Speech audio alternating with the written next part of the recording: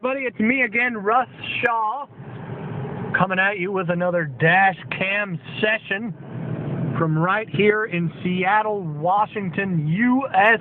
of A. In the beating heart of downtown Seattle. Not quite the beating heart, but hey, the Space Needle's right over there. Can you see it? It's behind them trees. Anyway, wow, they tore all that down. There used to be a grocery store or something right there. I'm not sure what that's all about. That's kind of strange.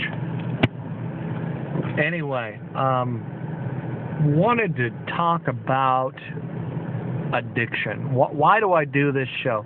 Why am I sitting here at the podium, right? the podium of my steering wheel, talking about sessions, coaching sessions. Oh, here it is. Check it out. There it is. Right over there. See that? That's our city's largest, most known landmark. Anyway, just wanted to share that with you there. I know. See, I'm easily distracted. At any rate, I've been fighting addiction all of my life.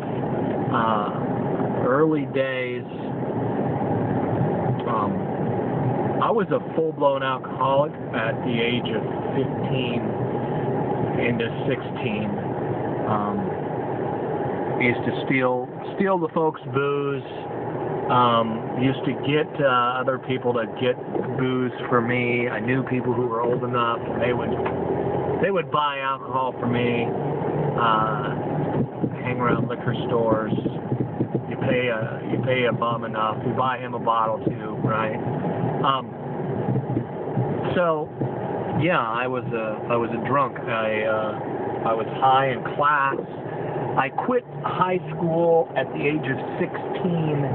I did not finish high school. I actually had a alcohol overdose. I drank to the point of death at one time. I was 16 years old and stole a bunch of booze from my stepdad. I'm on stepdad number 2 now, but this is my first stepdad after my mom and dad got divorced. She remarried this guy. She's no longer married to him now. And he said maybe 5 words to me the whole time that they were married.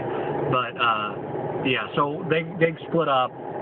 He was abusive kind of dude, and so yeah, she split off from him, and I broke into his house, stole a bunch of booze, stole a half gallon of Bacardi, and proceeded to drink it myself.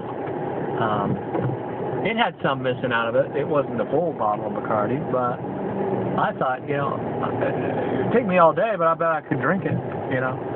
Gotten shot, competitions with friends, and basically, I guess I drank it. I don't remember half of the day. I do remember getting out of the car about 35 miles an hour. I vaguely remember that. My friends told me about it. Got out of the car about 35 miles an hour. Oh, I'm out of here, you know. Opened the door and fell out. All right, I was all bruised up. I was wondering why that was, and they proceeded to tell me that I jumped out of the car at 35 miles an hour because I was so drunk.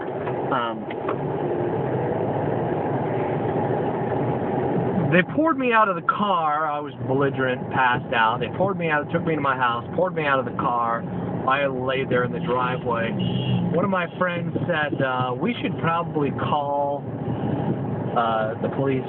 He doesn't look good. I think he's sick, because I started throwing up blood, right? That's never a good sign. You start throwing up blood. A friend's throwing up blood, maybe you should call somebody. So my friend Tom, he calls Fred, and Fred used to be a bartender in a tavern, so Fred would know what to do, right? So they call up Fred, you know, afraid of being in trouble, and Fred says, yeah, you better call an ambulance. So they called an ambulance, and yeah, I was flatlined for about 2 minutes. And by the grace of God, my heart started beating again. I remember waking up and just saying a plethora of swear words, just very, very angry and freaked out and pissed off. And they cut my clothes off with a pair of scissors. I guess that's what the EM EMPs do, right? That emergency people, they take a big pair of scissors and they cut your clothes off. And I was pretty mad about that because I had my Van Halen shirt on, and I loved that shirt. I got it at the Monsters of Rock concert, and I was pretty upset my Van Halen shirt got ripped up. So yeah, I started saying all these swear words, and I opened my eyes, and there's my very religious aunt just standing there looking at me and thinking God knows what kind of demons are running through this child. I don't know. So yeah, alcohol. I haven't really drank like that since then.